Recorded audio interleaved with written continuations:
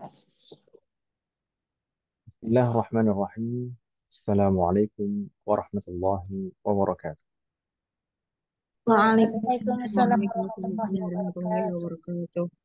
الحمد لله البر الجواد الذي جلت نعمه على الإحصاء بالأعداد، المان باللطف والإرشاد، الهادي إلى سبيل الرشاد، الموفق للتفقه في الدين، من لطف به واختاره من العباد.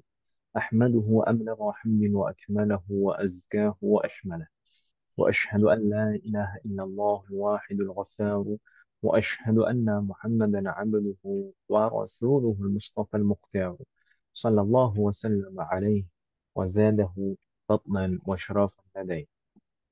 وبعد، الحمد لله، في هذه الليلة المباركة نستطيع أن نلتقي مرة أخرى، وهذا لقاؤنا الأخير قبل رمضان، ونستفيد في هذه الليلة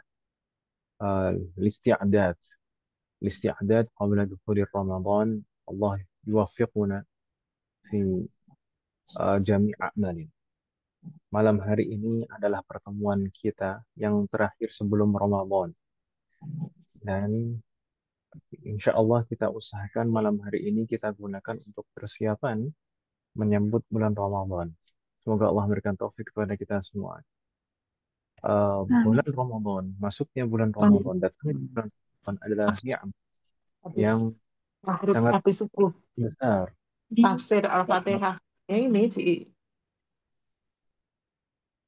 Nah, masuknya, datangnya bulan Ramadan adalah nikmat yang sangat besar bagi umat Muslim.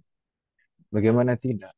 Karena di bulan Ramadan, Rasulullah telah mengkabarkan bahwasanya di bulan Ramadan itu pintu surga dibuka lebar-lebar dan pintu neraka ditutup dan syaitan dibelenggu. Dan amalan, pahala amalan itu dilipat gandakan. Maka dengan berita baik, kabar baik ini hendaknya setiap muslim itu bergembira. Hendaknya setiap muslim itu bersyukur. Di antara wujud kegembiraan dan syukur kita adalah mempersiapkan diri kita, menjadikan diri kita pantas untuk memasuki bulan Ramadan. Dan di antara usaha kita untuk mempersiapkan diri dan memantaskan diri kita untuk menyambut bulan Ramadan adalah dengan mempersiapkan secara keilmuan. Dan sebenarnya di sana banyak ketentuan-ketentuan syariat, ketentuan-ketentuan fikih yang berkaitan dengan bulan Ramadan. Yang paling utama adalah terkait dengan puasa. Dan insya Allah akan kita bahas malam hari ini terkait dengan hukum-hukum puasa. Namun sebenarnya ada hal-hal yang lain sebenarnya selain puasa. Misalkan terkait dengan sholat tarawih. Terkadang kita selama ini sholat tarawih itu, yang penting jalan saja. Kita tidak betul-betul paham bagaimana sih fikihnya sebenarnya. Kemudian juga terkait dengan misalnya etika, ketentuan-ketentuannya, sah tidaknya pembatal-pembatalnya. Kemudian juga terkait dengan zakat, zakatul fitr. Kemudian eh, misalkan adab-adab membaca Al-Quran. Kemudian mungkin nanti setelah Ramadan nanti juga ada sunnah untuk mengerjakan puasa Syawal. Maka baik bagi kita untuk memperhatikan ketentuan-ketentuan dari permasalahan-permasalahan kita sebutkan tadi. Malam hari ini kita usahakan semoga Allah memberikan taufik kepada kita untuk membahas fikih puasa. Dan kita menggunakan kitab ringkasan kita, mungkin ini sudah eh, beberapa kali kita membahas ini. Wafaqanallah jami'an. Semoga tidak bosan dan akan semakin bertambah faedah. Bismillah. Di sana kita beri judul ringkasan ini Al-Ahammu fis Siyam. Jadi perkara-perkara yang paling penting dalam masalah puasa. Ini mukhtasar ahammil masail fi siyam. Ringkasan permasalahan-permasalahan yang paling penting di dalam puasa.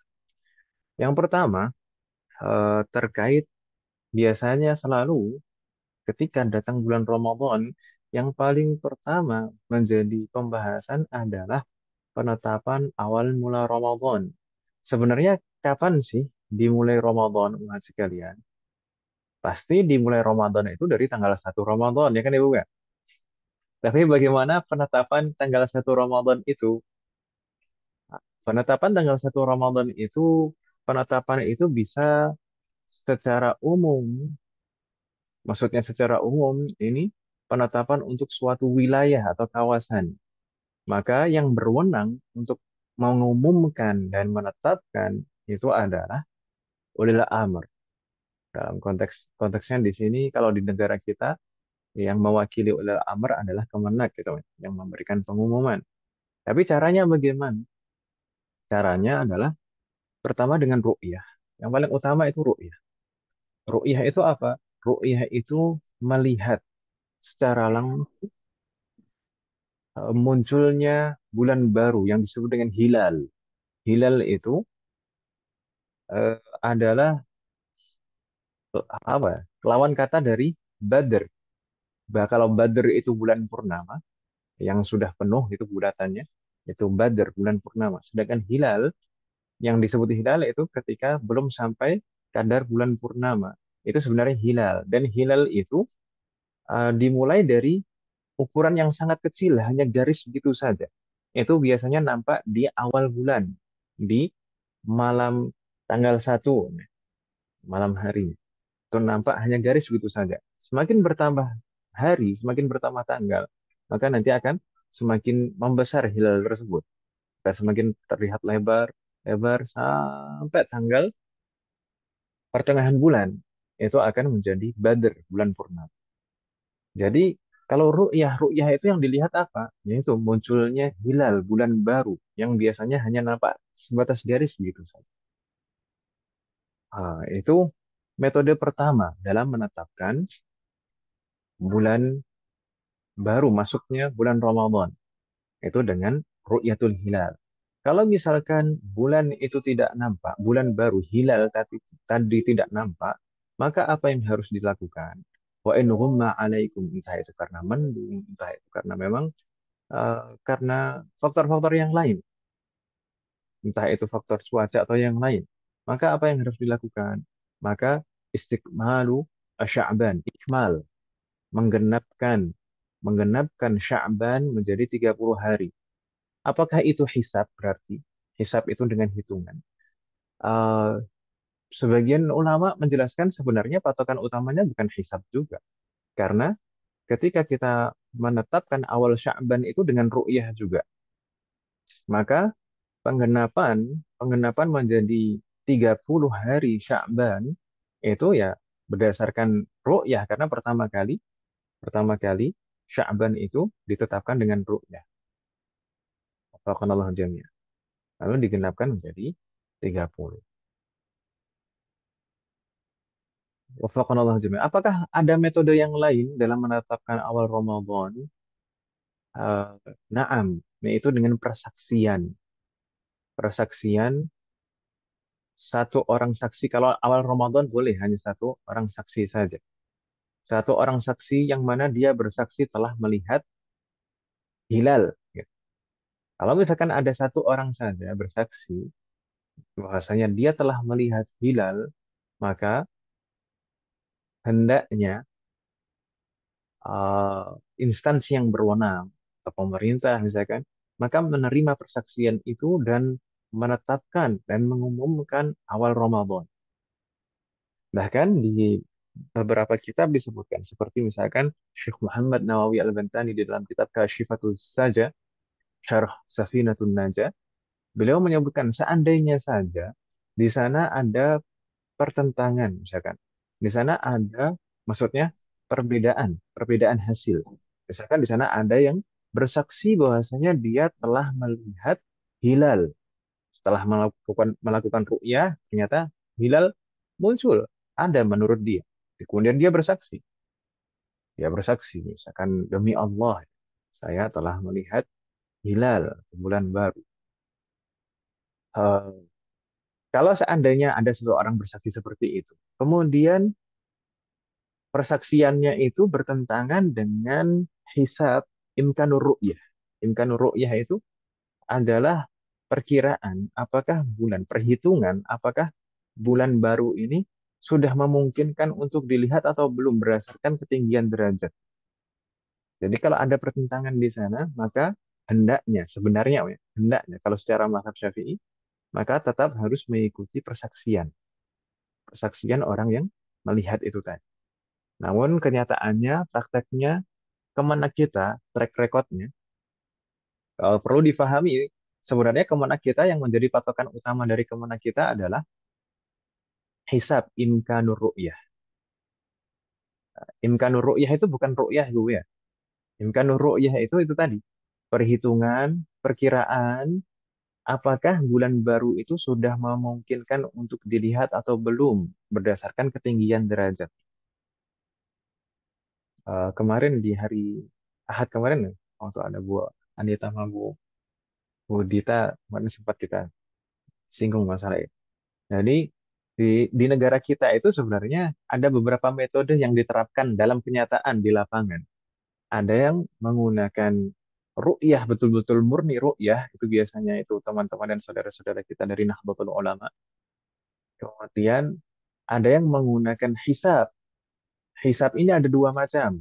Hisab itu ada hisab wujudul hilal. Jadi bulan baru ini sudah lahir atau belum, sudah ada atau belum.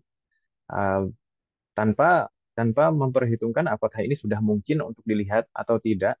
Yang penting kalau sudah lahir, sudah ada, maka itu jadi patokan. Itu metode yang digunakan oleh teman-teman saudara-saudara kita dari Muhammadiyah. Sedangkan pemerintah itu patokan utamanya adalah hisab imkanur ru'yah. Imkanur ru'yah itu perhitungan tadi yang kita sebutkan tadi, perhitungan perkiraan apakah bulan baru ini meskipun sudah lahir, tapi memungkinkan untuk dilihat atau tidak. Imkanur ru'yah, memungkinkan untuk dilihat atau tidak berdasarkan ketinggian derajatnya.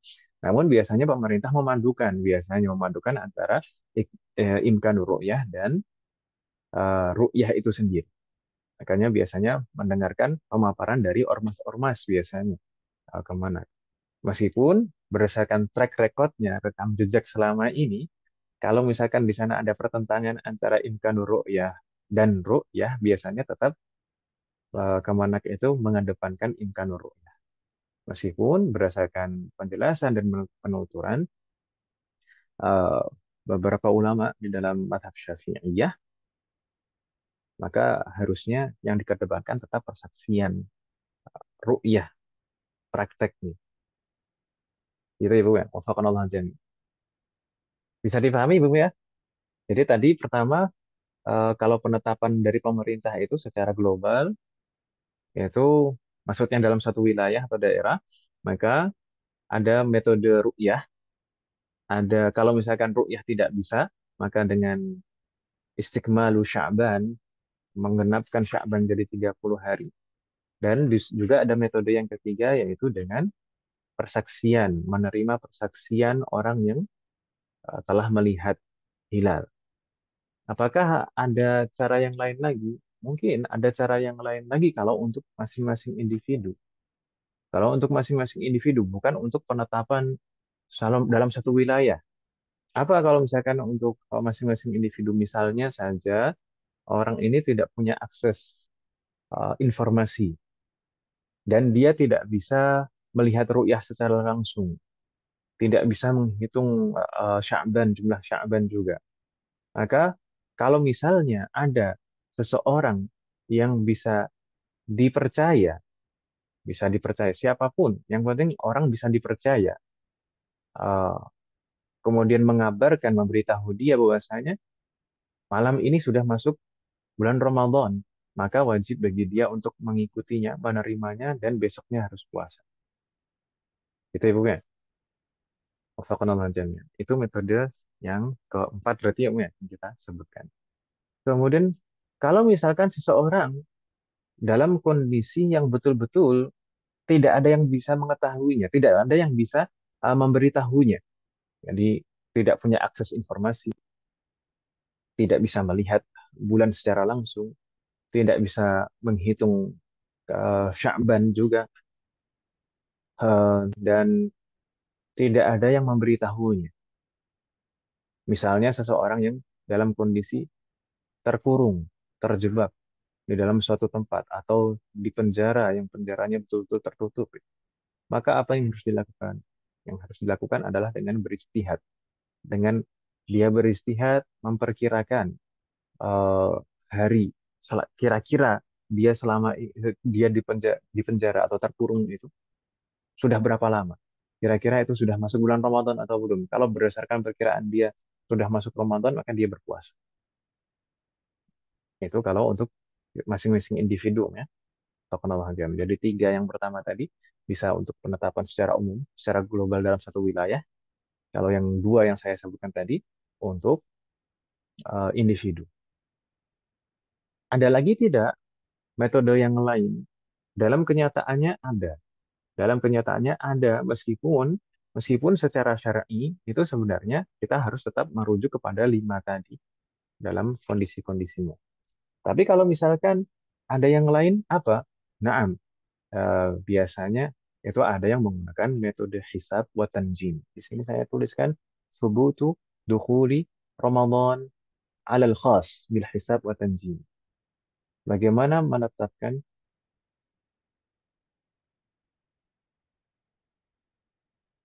apa,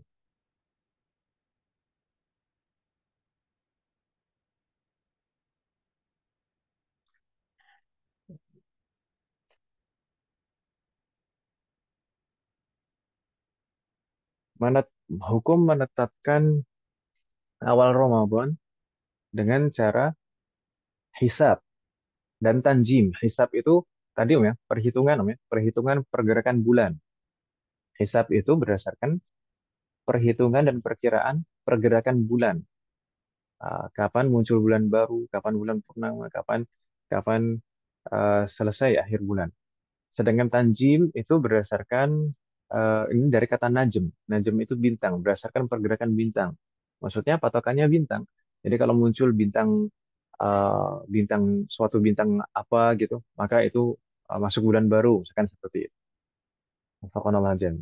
Bagaimana hukum mengamalkan atau menetapkan awal bulan Ramadan dengan hisab dan tanjim?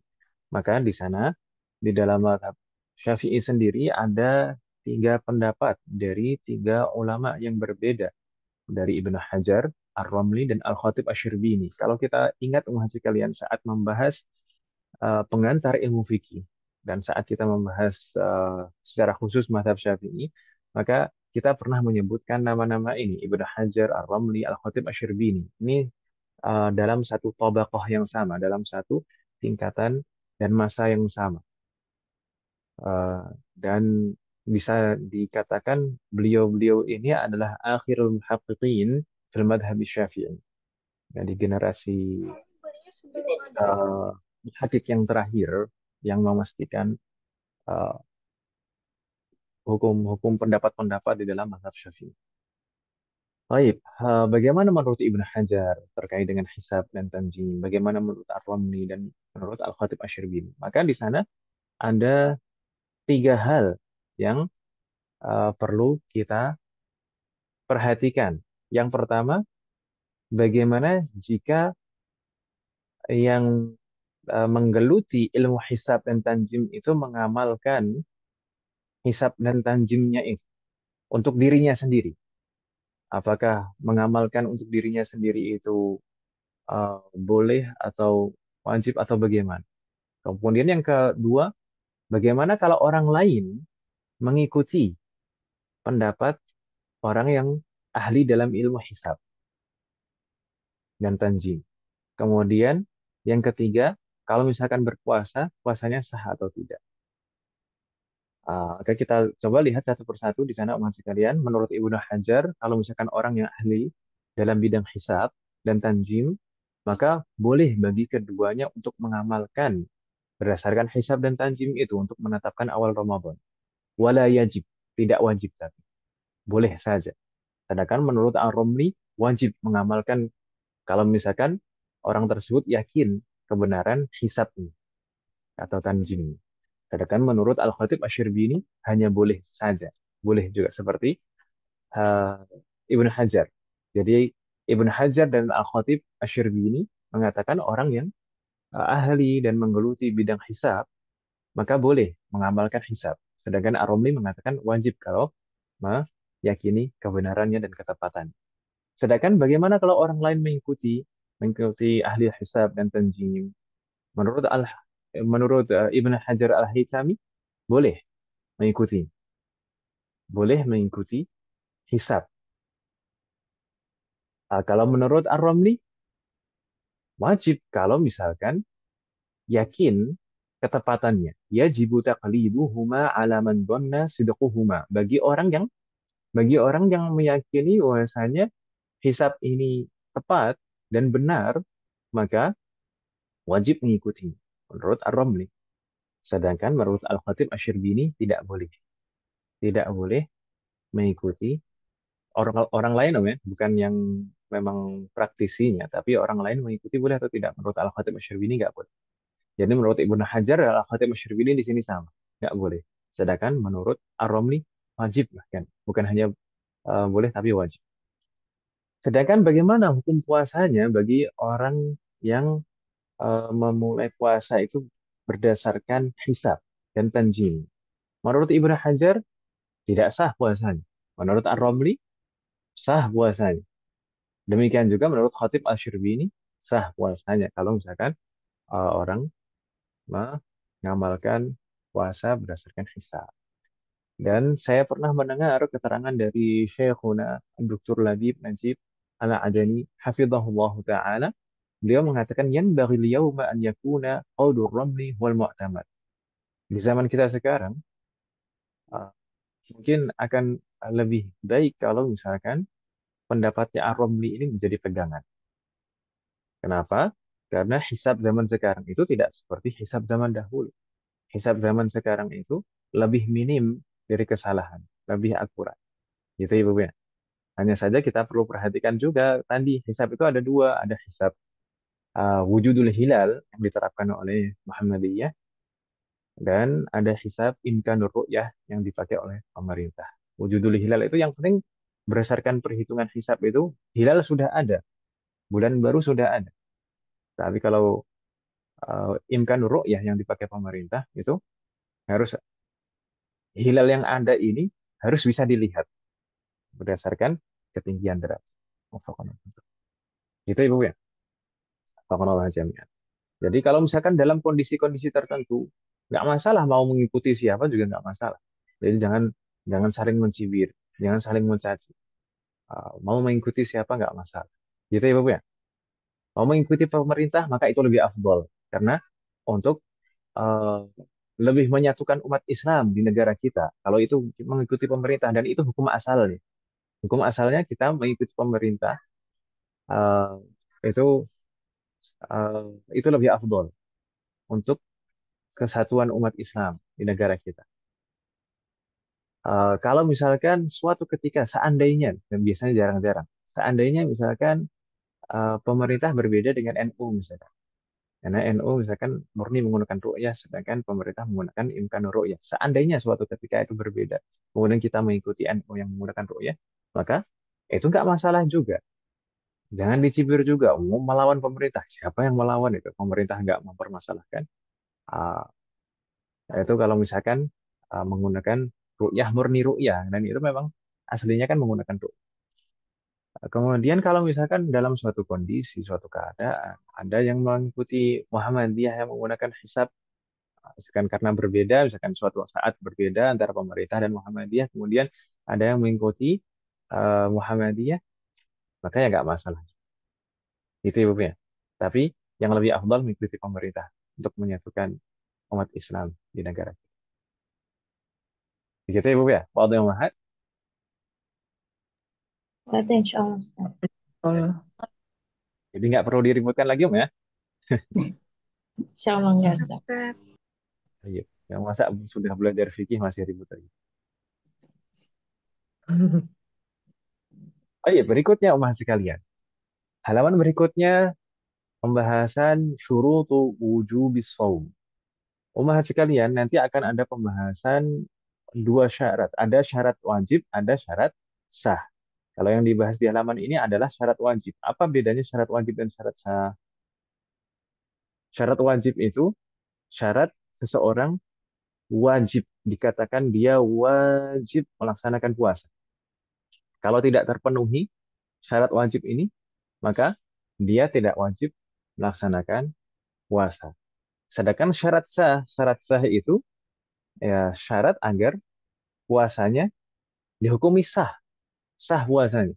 Kalau tidak memenuhi syarat itu, maka puasanya tidak sah, harus diqadha.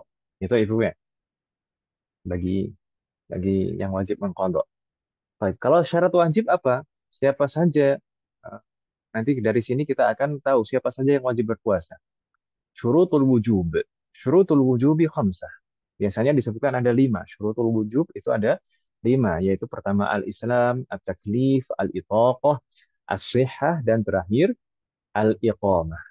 Al-Islam maksudnya seseorang ini beragama Islam, dia muslim. Sedangkan at-taklif biasa juga kita sebut dengan istilah mukallaf. Al-itaqah itu mampu, as-sihhah itu sehat, dan al-iqamah dia mukim, bertempat di suatu daerah, tidak dalam keadaan safar. Baik, kita bahas satu persatu. Al-Islam.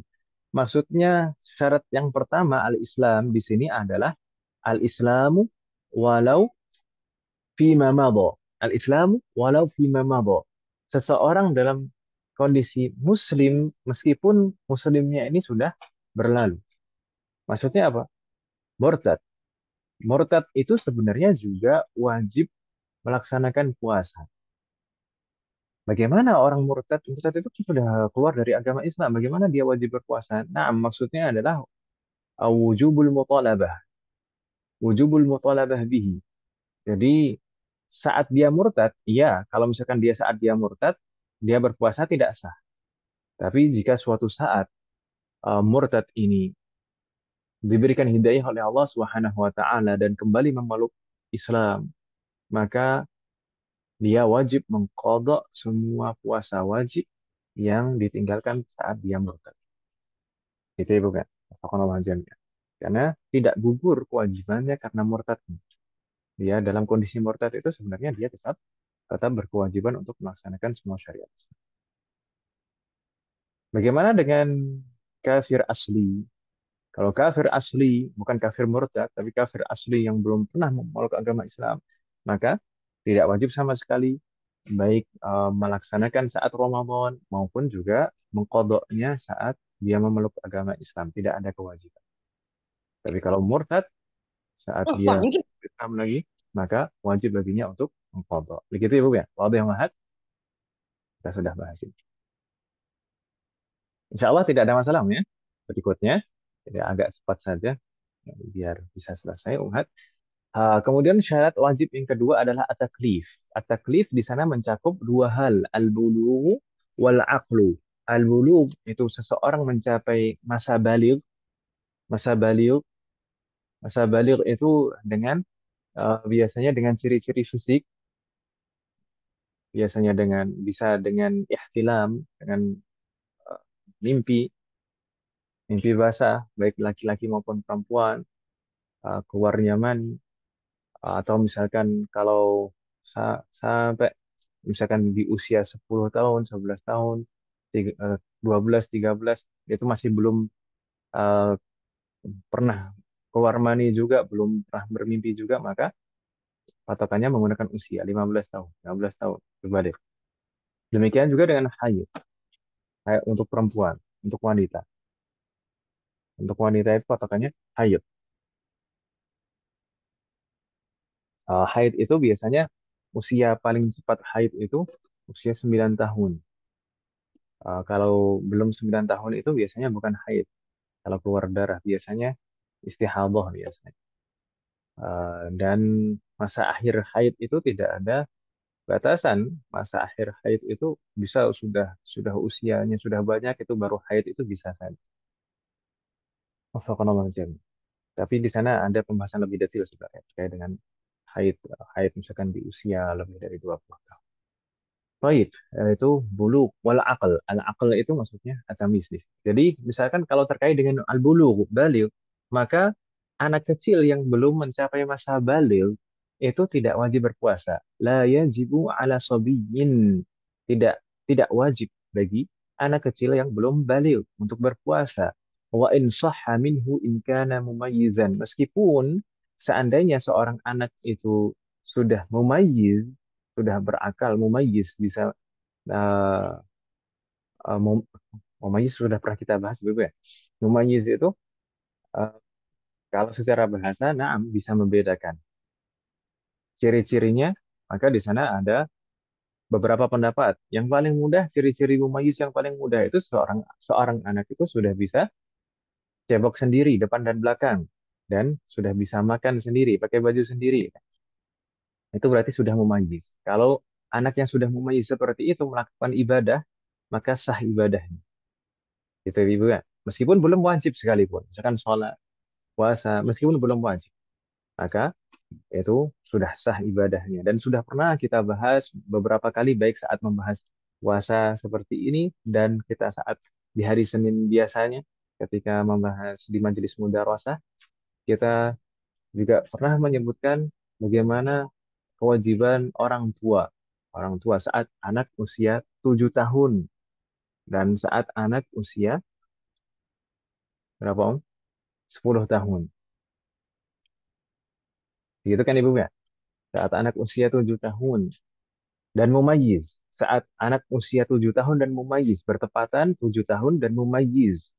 Maka wajib bagi orang tua untuk menyuruh anaknya melaksanakan kewajiban seperti sholat dan puasa. Menyuruhnya wajib. Wajibnya ini wajib kifai, fardu kifayah. Jadi kalau misalkan salah satu dari orang tua, baik ayahnya atau ibunya atau kakeknya, neneknya, salah satu saja sudah memerintahkan dia untuk melaksanakan kewajiban, maka gugur gugur bagi wali-wali yang lain. Itu kalau misalkan seorang anak mencapai usia 7 tahun, bertepatan saat itu juga dia memayyiz. Tapi kalau misalkan bertepatan usia 7 tahun, tapi belum memayyiz, atau eh, sudah memayyiz tapi belum 7 tahun, maka tidak wajib bagi orang tua, tapi disunahkan saja, disunahkan untuk menganjurkan. Kalau misalkan belum 7 tahun, maka diajak, dilatih, gitu ya, dilatih untuk sholat, untuk eh, puasa, dilatih. Wafakanallah jami'an. Bagaimana kalau sudah usia 10 tahun, maka harus dipaksa. Dipaksa. Kalau nggak mau, maka dipukul dengan pukulan yang tidak menyakitkan dan tidak membuat cedera pada anggota tubuhnya. Nah, kalau itu sudah usia 10 tahun. Baik, patokan 7 tahun dan 10 tahun ini berdasarkan tahun apa? Kebanyakan bagi kita saat ini kan kalau misalkan menghitung usia itu berdasarkan tahun Masehi. Jawabannya di sini patokan usia dalam syariat itu selalu menggunakan hitungan hijriyah. Jadi patokan usia itu selalu menggunakan hitungan hijriyah dalam konteks syariat Ibu ya. Jadi penting bagi kita mengetahui usia hijriyah kita. Demikian juga anak-anak kita. Anak-anak kita itu secara hijriyah sudah usia berapa sih? Apakah sudah 7 tahun? Apakah sudah 10 tahun? Gitu. Astagfirullah. Berikutnya al-aqlu. Al-aqlu di sini maksudnya adalah at-tamyiz. Seseorang mencapai uh, mumayyiz. Mumayyiz di sini, jadi al-aqlu di sini bukan hanya akal, punya akal. Kalau punya akal, semuanya punya akal. Maka anak kecil pun juga punya akal. Tapi di sini adalah kemampuan tamyiz, kemampuan membedakan antara baik yang dan antara yang baik dan yang benar. Yang mana yang baik, mana yang salah. Mana yang baik untuk dirinya, mana yang tidak baik untuk dirinya. Wafaqanallahu jami'an. Itu sebenarnya berlaku ini buat anak kecil maupun dewasa. Kalau anak kecil, nah di sana anak kecil biasanya di usia 7 tahun itu kebanyakan mumayyiz. Mumayyiz. sudah nyambung, diperintah sudah nyambung, diajak ngomong sudah nyambung, bisa membedakan antara kanan dan kiri. Kemudian, bisa sudah bisa mandiri seperti yang kita sebutkan tadi. Itu sudah biasanya usia 7 tahun. Meskipun ada juga kadang di usia 7 tahun belum belum memayis. Maka maka juga di sana berlaku untuk yang dewasa juga. Misalkan kalau seandainya seseorang gila atau mabuk atau pingsan atau hilang kesadaran karena sebab-sebab yang lain, maka hilang kemampuan tamyiznya. Maka dia dihukumi tidak mumayyiz. Makanya kita sebutkan di keterangan di sana, wala yajibu 'alal majnun wala sakran wala mughma 'alaih.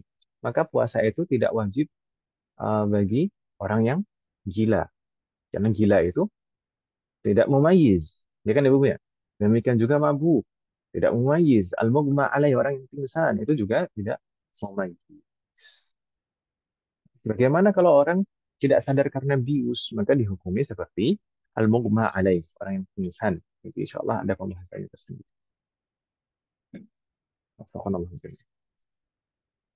Begitu Ibu ya. Ini syarat wajib yang kedua. Syarat wajib yang ketiga adalah al-itaqah, yaitu mampu. Kemampuan itu ada dua macam. Ada kemampuan hissan wa syar'an. Kemampuan secara his, itu kemampuan secara fisik. Dan syar'an itu kemampuan secara secara syar'i. Kemampuan secara fisik itu maksudnya gimana? Fisiknya itu mampu untuk berpuasa. Jadi, tidak wajib berpuasa bagi orang yang tidak mampu untuk berpuasa. Misalnya, dia tidak mampu karena fisiknya lemah sebab sudah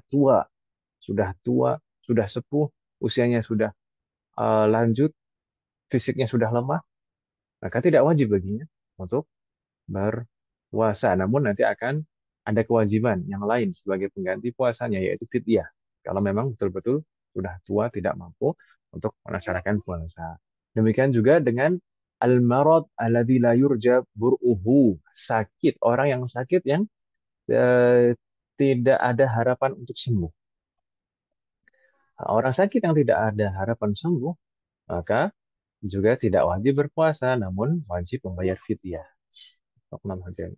Membayar fidyahnya kapan? Membayar fidyahnya sudah setelah masuk hari yang diwajibkan untuk berpuasa baginya. Jadi nggak boleh membayar fidyah itu sejak awal Ramadan sudah bayar fidyah nanti untuk 1 bulan.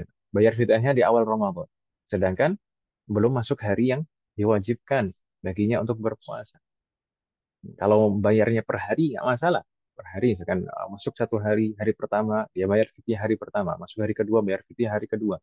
Nggak masalah seperti itu. Atau di akhir bulan, langsung fidyah untuk 1 bulan. Itu nggak masalah. Jadi, uh, fidyahnya itu setelah masuk hari diwajibkan berpuasa bagi. Kemudian, kemampuan secara syar'i itu apa? Kemampuan secara syar'i itu maksudnya suci dari haid dan nifas. Jadi kalau misalkan wanita dalam keadaan haid dan nifas, meskipun secara fisik sebenarnya dia kuat, tapi secara syar'i dia tidak. Secara syar'i itu tidak boleh. Nah, karena nanti suci dari haid dan nifas itu masuk ke syarat sah, kan itu Ibu ya. Maka wanita yang dalam keadaan haid dan nifas tidak wajib dan bahkan tidak sah kalau berpuasa. Kemudian syarat yang keempat adalah sehat. Sehat secara fisik. Sehat secara fisik. Maka fala yajibu 'alal marid in kana mutiqan fil mustaqbal. Tidak wajib bagi seseorang yang sakit untuk berpuasa. Tidak wajib berpuasa bagi orang yang sakit meskipun sakitnya ini ada harapan untuk sembuh. Meskipun sakitnya ini ada harapan untuk sembuh dan suatu saat dia akan mampu untuk berpuasa. Tapi wajib mengkodok kalau nanti sakitnya sembuh. Dan ada rincian sakit yang bagaimana yang tidak wajib di sini. Sakit yang seperti sakit yang boleh membolehkan untuk tayamum dan seterusnya. Yaitu sakit yang eh, misalnya membahayakan nyawa, khawatir untuk menghilangkan anggota tubuh atau menghilangkan fungsi anggota tubuh atau sakit yang eh, kalau misalkan digunakan untuk berpuasa khawatir lebih parah atau menjadi lambat sembuhnya. Itu sakit-sakit yang boleh atau sakit-sakit yang menjadi sebab tidak wajib berpuasa. Jadi kalau misalkan sakitnya ringan-ringan maka ya tetap wajib berpuasa. Sakitnya sakit jantangan gitu misalkan, tetap wajib berpuasa. Kemudian syarat wajib yang kelima adalah al-iqamah. Seseorang bermukim di suatu tempat tidak dalam keadaan safar. Fala yajibu 'alal musafiri safaran tawilan mubahan. Maka tidak wajib berpuasa bagi seseorang yang dalam keadaan safar, yang mana safarnya ini adalah safar yang jauh. Safar yang jauh itu safar yang boleh qasar, yaitu 84 kilometer atau lebih ya. Itu baru boleh tidak berpuasa dan safarnya ini safar yang mubah, bukan safar dalam kondisi maksiat, dalam rangka maksiat. Maka tidak boleh mengambil rukhsah di sana. Sebenarnya ada satu syarat lagi. Eh, Musafir itu tidak wajib berpuasa, yaitu safarnya itu harus dimulai sebelum sebelum fajar terbit, sebelum subuh. Kalau misalkan setelah fajar terbit, maka tetap wajib berpuasa. Fakunallah jamian. Maka di sana eh, ada singkatan yang menyebutkan siapa saja yang tidak wajib berpuasa. Nah, Mashu jarra sya'qan. Mimnya itu marid, sinnya musafir, haknya hamil, jimnya ju. Marid itu orang yang sakit. Musafir, orang dalam kondisi safar. Hamil, wanita hamil. Ju' syadid, itu orang yang dalam kondisi sangat lapar, tidak tertahankan. Radha, orang yang dalam wanita yang dalam kondisi menyusui. Kemudian syekhun harim, orang yang sepuh, tua renta. Kemudian atashun syadid, orang yang dalam kondisi haus eh, sangat berlebih. Kemudian iqadu halik, boleh juga di sana tidak berpuasa, yaitu orang yang menyelamatkan eh, halik, menyelamatkan orang yang atau makhluk hidup yang eh, akan celaka, dikhawatirkan kematian. Misalkan ada orang tenggelam, kemudian eh, ada orang ingin menyelamatkan orang tenggelam ini. Nah, wajib menyelamatkan orang yang mau tenggelam ini. Maka tidak wajib bagi orang yang ingin menyelamatkan ini untuk berpuasa. Boleh dia tidak berpuasa. Nah, kalau misalkan nanti dia menyelamatkan orang yang tenggelam ini, kemungkinan besar puasanya akan batal. Maka itu uzur, tapi tetap wajib qada. Kemudian tidak wajib juga di sana kafir. Kafir itu tidak wajib untuk berpuasa, kafir asli. Kemudian faqidul aql, orang yang hilang akal itu juga tidak wajib berpuasa. Sobi yang belum mumayyiz, sobi yang belum balik maksudnya, sobi yang belum balik itu juga tidak wajib berpuasa. Haid dan nufasa, wanita haid dan nifas juga tidak wajib berpuasa. Insya Allah jelas Ibu Bu ya. Eh, dan itu tadi yang tidak wajib puasa. Sedangkan yang tidak wajib mengkodok sama sekali, tidak wajib mengkodok, tidak wajib puasa dan tidak wajib mengkodok, yaitu al-kafir al-asli. Orang kafir asli itu tidak wajib mengkodok. Berbeda dengan murtad, wajib mengkodok. Kemudian as-sabi juga kalau misalkan seorang anak yang belum balik kemudian suatu saat dia mencapai masa balik maka tidak wajib baginya untuk mengkodok puasa-puasa saat dia belum balik. Kemudian al-majnun bi ghairi ta'addin. Orang gila yang gilanya bukan karena keteledoran dia, bukan karena kesengajaan dia. Eh, Maka tidak wajib mengkodok. Berbeda kalau misalkan gilanya karena memang ulahnya, karena kesengajaan dia, maka wajib mengkodok. Demikian juga asakron bi ghairi ta'addin, mabuk bukan karena sengaja. Mabuk di sini maksudnya mabuk yang hilang akal ya, bukan mabuk perjalanan. Mabuk yang hilang akal bi ghairi ta'addin, bukan karena unsur kesengajaannya dan keteledoran dia, maka dia tidak wajib mengkodok. Berbeda kalau misalkan mabuknya ini karena keteledoran dia dan unsur kesengajaan dia, maka wajib mengkodok. Masuk ke kita lanjut saja, Mas sekalian langsung. Kalau ada pertanyaan, nanti langsung silahkan ditanyakan. Pembahasan berikutnya adalah syarat sah, syurutus sihah. Syarat sah puasa di sana ada 4. Harus terpenuhi 4 syarat ini baru dikatakan puasa itu sah. Pertama adalah Islam, kedua al-aql, kemudian ketiga an-naqa'u minal haidhi wan nifas, dan yang keempat qubulul waqti lis-shaum. Al-Islam maksudnya seseorang itu dalam kondisi muslim, al-aqlu itu berakal, an-naqa'u minal haid wan nifas, suci dari haid dan nifas, qabulul waqti lis-shaum. Waktu yang waktu yang diperbolehkan untuk puasa. Jadi dia dalam waktu yang diperbolehkan untuk berpuasa. Al-Islam, maksudnya Islam di sini mungkin berbeda dengan Islam yang di syarat sah, syarat wajib tadi, Ibu sekalian. Kalau syarat wajib tadi, Islam, meskipun Islamnya itu sudah berlalu, jadi orang murtad sekalipun juga tetap wajib berpuasa. Tapi di sini kita di halaman ini kita membahas sah. Salah satu syarat sahnya adalah Islam. Islam di sini maksudnya Islam pada saat itu. Al-Islamu bil fi'li fil hal. Betul-betul Islam dalam pada waktu dia berpuasa. Maka tidak sah puasanya. Fala yasihu minal kafir al asli walal murtad. Tidak sah puasanya orang yang kafir, baik itu kafir asli maupun murtad. Nah, murtad nanti wajib mengqadha. Tapi kalau misalkan dia murtad ini puasa dalam kondisi dia murtad, maka tidak sah. Gitu Ibu ya. Wadih Wahad. Berarti insya Allah. Ustaz. Nah, berikutnya syarat sah yang kedua adalah al-aqlu, berakal. Maksudnya tadi at-tamyiz, bukan akal mutlakul aql. Ya, kalau berakal semuanya berakal. Manusia semuanya berakal, tapi maksudnya di sini adalah at-tamyiz, kemampuan at-tamyiz. Maka tidak sah puasanya bagi anak kecil yang belum mumayyiz. Tidak sah puasanya bagi anak kecil yang belum mumayyiz. Misalkan tadi belum mumayyiz dan belum 7 tahun kan itu, maka tidak sah, tidak sah puasa. Subhanallah. Tapi bagi orang tua bagaimana? Tadi kita sebutkan bagi orang tua dianjurkan untuk melatih tetap. Bukan berarti tidak disuruh sama sekali, bukan bukan berarti bukan disuruh, tapi diajak. Bukan berarti tidak diajak dan diajari untuk berpuasa sama sekali. Misalkan dari usia 4 tahun, 5 tahun, dikasih tahu kalau masuk bulan Ramadan, setiap kali masuk bulan Ramadan dikasih tahu kita akan masuk bulan Ramadan. Di bulan Ramadan itu umat Islam, kita sebagai umat Islam itu punya kewajiban untuk berpuasa. Berpuasa itu bagaimana? Berpuasa itu menahan dari pembatal-pembatal puasa seperti makan, minum, eh, dari mulai terbit fajar sampai terbenam matahari. Dan dilatih sedikit demi sedikit.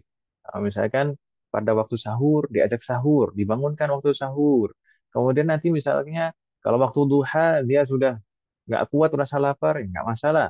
Nah, waktu duha eh, makan misalkan. Ketika waktu duha makan misalnya, maka dikasih tahu lagi. Oh, tapi setelah ini dilanjutkan, harus wajib dilanjutkan puasanya ya. Nah, seandainya saja nanti misalkan zuhur atau asar itu masih nggak kuat lagi, nggak masalah, tapi dikasih tahu lagi. Nah, ini nanti dilanjutkan puasanya sampai adzan maghrib. Lama adzan maghrib nanti baru berbuka. Nanti dikurangi porsi makannya, misalkan sampai zuhur, dari sahur sampai zuhur. Nanti setelah zuhur eh, lanjutkan lagi puasanya kan, nggak boleh makan minum lagi ya habis itu, jangan dilanjutin makan minumnya tapi dilanjutin puasanya. Nah, sampai maghrib maghrib nanti baru berbuka. Dilatih seperti itu, dilatih lama kelamaan nanti terbiasa dan tahu. Misalkan seperti ini, misalkan Ahmad, ibu-ibu sekalian mungkin yang tahu Ahmad, anak saya yang ketiga, itu usia 5 tahun kan. Alhamdulillah sudah bisa puasa, ya sudah bisa puasa dari sahur sampai maghrib itu sudah kuat. Alhamdulillah. Jadi bukan bukan wajib bagi kita dan bagi dia, tapi sunnah hukum. Gitu ya, Bu ya. Wafaqanallah jami'an. Dan di sana kita sebutkan keterangan yuk marubihi li sab'in in ataqahu wa yudrabu li alaihi li ashrin. Seperti kita sebutkan tadi, kalau seorang anak mencapai usia 7 tahun, kemudian dia memayyiz, meskipun belum balik, tapi dia memayyiz dan dia mampu, maka kita suruh. Bagi orang tua, bagi wali wajib menyuruh. Dan kalau misalkan sudah sampai usia 10 tahun, maka dipukul kalau nggak mau. Oh ya, saya belum Tadi mungkin ada yang terlewat, kurang detail. Tadi patokan usia itu hijriah Ibu ya.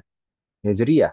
Kalau 7 tahun itu maksudnya genap, betul-betul genap 7 tahun, bukan 6 jalan belum 6 jalan ke 7, bukan. Tapi betul-betul genap 7 tahun. Itu baru diperintahkan untuk melaksanakan kewajiban seperti sholat dan puasa. Genap 7 tahun berarti masuk tahun ke-8. Jalan masuk ke tahun ke-8. Sedangkan 10 tahun di sini maksudnya adalah masuk jalan usia 10 tahun. Berarti genap 9 tahun masuk di usia 10 tahun. Gitu ya, Bu ya. Faqalallah jami'an. Karena kebanyakan yaitu usia 9 tahun itu kebanyakan biasanya itu usia yang paling cepat untuk balik. Biasanya usia 9 tahun itu usia paling cepat untuk balik. Baik laki-laki maupun perempuan. Makanya maksudnya 10 ini maksudnya jalan 10 bukan genap 10. Kalau 7 maksudnya adalah genap 7. Gitu Ibu ya. Mudah-mudahan tidak tinggi. Wafaqanallah jami'an. Berikutnya, syarat sah yang ketiga adalah an-naqa'u minal haid wan nifas. Suci dari haid dan nifas. Fala yasihhu shawmu minal haid wan nifas. Maka tidak sah jika seorang yang haid, wanita yang haid dan nifas untuk berpuasa tidak sah, bahkan berdosa. Kalau memaksakan, misalkan seseorang wanita yang haid dan nifas, dia menahan diri dari makan dan minum dengan niat puasa, itu bukan hanya tidak sah puasanya, tapi berdosa. Tapi tidak wajib juga baginya untuk makan. Jadi kalau misalkan nggak mau makan, jangan diniatkan untuk puasa. Terkadang kan ibu-ibu, nah ibu-ibu kan biasanya karena nggak enak misalkan keluarga semuanya puasa, nih. Kalau makan sendiri kan nggak enak, maka nggak makan nggak minum nggak masalah, tidak wajib juga untuk makan dan minum. Tapi jangan sampai diniatkan untuk berpuasa. Namun bagi keduanya qadha wa alaihimal qadha. Bagi wanita haid dan nifas maka wajib menqadha.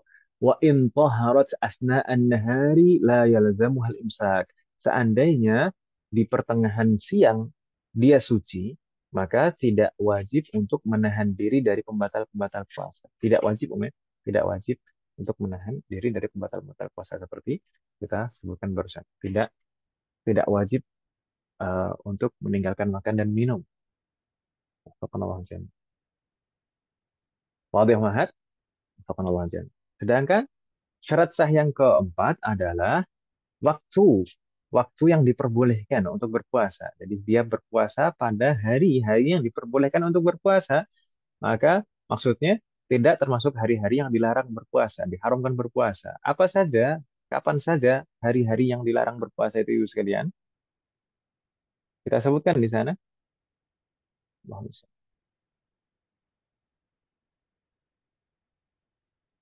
Bi an lam yakun minal ayyam allati yahrumu shaumuha. Di hari di mana dia berpuasa itu bukan hari-hari yang diharamkan berpuasa. Seperti apa? Al-Idain. Al-Idain, dua hari raya, baik Idul Fitr maupun Idul Adha. Maka haram untuk berpuasa. Demikian juga ayyamut tasyriq. Ayyamut tasyriq menurut jumhur ulama itu adalah 3 hari setelah Idul Adha. Kalau menurut uh, mazhab Hanafi, ayam tasyrik itu 3 hari itu dimulai dari hari Id. Jadi 10, 11, 12 kalau yang menurut mazhab Hanafi. Tapi kalau jumhur ya 11, 12, 13. Kemudian subhanallah jami'an. Yang ketiga yang tidak boleh berpuasa di sana adalah yaumus syak bila sabab. Hari yang meragukan. Masa sebelum Ramadan kita ragu apakah ini sudah masuk Ramadan atau belum tanpa sebab. Tanpa sebab di sini maksudnya misalkan kalau ada sebab-sebab yang membolehkan di sini apa? Misalkan puasanya adalah puasa wajib. Misalkan karena nadar, dia bernadar hari itu berpuasa. Atau puasa qadha Ramadan tahun sebelumnya, maka itu wajib. Oh iya, ibu sekalian, bil munasabah, ini momentum. Mumpung ingat. Ibu-ibu sekalian, ini masih tersisa bulan Sya'ban, ya kan ibu kan? Hanya beberapa hari saja, mepet sekali. Kalau seandainya ada yang masih punya hutang puasa, maka segera dibayar hutang puasanya supaya terbebas dari tanggungannya. Kalau seandainya seseorang masih punya kewajiban qadha puasa tahun lalu, terus kemudian masuk bulan puasa tahun ini, maka ada hal-hal di sana yang menimpanya. Pertama, dia berdosa karena mengakhirkan sampai Ramadan berikut. Kemudian dia tetap wajib mengqadha. Dia tetap wajib mengqadha puasanya yang ditinggalkan tahun lalu. Kemudian wajib juga membayar fidyah, ditambah deh. Fidyah. Fidyahnya kenapa? Karena dia mengakhirkan setiap harinya satu mud. Jadi nanti dia berdosa mengakhirkan sampai Ramadan berikutnya, tetap wajib mengqadha dan ditambah lagi membayar fidyah. Maka kalau ini masih ada waktu, masih ada kesempatan yang punya hutang-hutang puasa Ramadan yang lalu, maka segera dibayar. Gitu Ibu ya. Wafaqqanallahu jami'an. Kemudian yang keempat yang tidak boleh berpuasa adalah an-nisful akhir min Sya'ban bila sabab. Setengah bulan terakhir bulan Sya'ban jika tidak ada sebab. Sebab tadi bisa karena puasa wajib itu baik karena qadha tadi maupun karena nazar atau karena kafarah misalkan, atau sebab yang membolehkan seorang berpuasa di akhir Sya'ban itu karena kebiasaan, karena kebiasaan.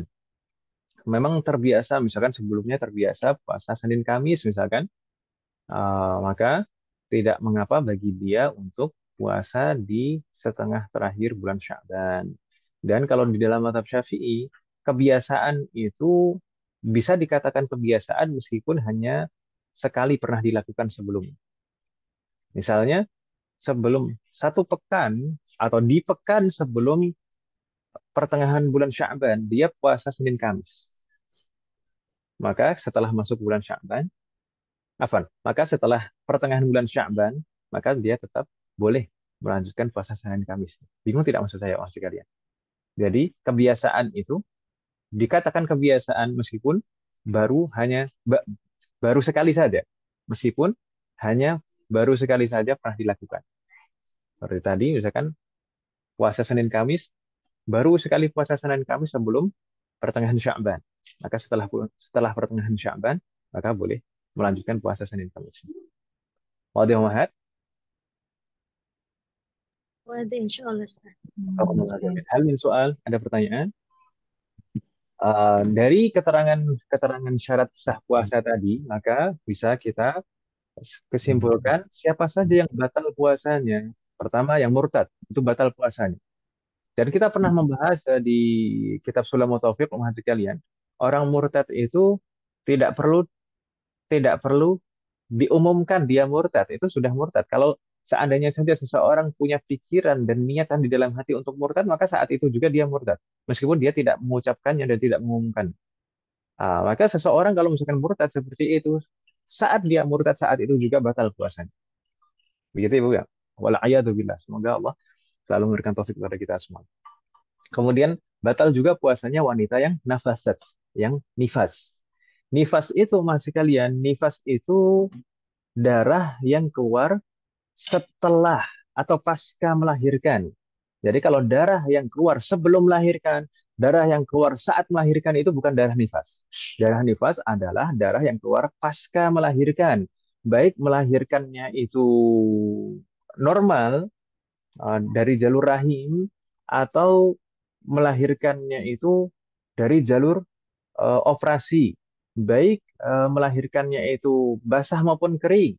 Baik yang dilahirkan itu bayi maupun masih janin keguguran. Gitu Ibu ya.